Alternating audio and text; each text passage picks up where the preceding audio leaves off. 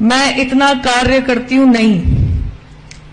ये धर्म इकलौता मेरा नहीं है, ये सब हम सभी का है। और इसकी रक्षा केवल मैं करूं, ये उद्देश्य भी मेरे हिसाब से इस लायक शायद मुझे भगवान ने समझा भी नहीं है।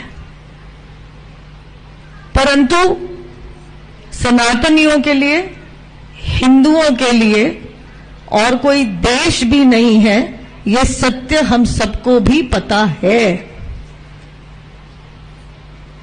जब ऊंचे पदों पे बैठे लोग कह देते हैं हिंदू हिंसक हैं,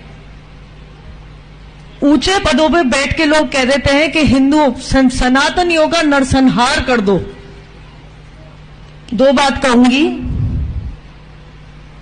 जो मैंने देखा है पिछले 2 साल में, सनातनियों का नरसंहार करने की कोशिश की गई, क्योंकि शायद व्हाट्सएप पे, फेसबुक पे कुछ लिख दिया और कुछ ऐसा उल्टा सीधा नहीं लिखा। और अगर हिंदू हिंसक होता तो एक हिंदू सनातनी बेटी को इस सुरक्षा घेरे में अपने ही देश में अपनी आजादी गंवा के रहने की नौबत नहीं आती।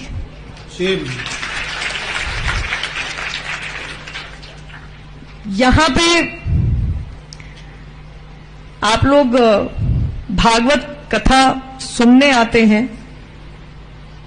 यहां इस माहौल में मैं और कुछ नहीं कहूंगी, परंतु इतना जरूर कहूंगी कि एकत्रित हो जाइए।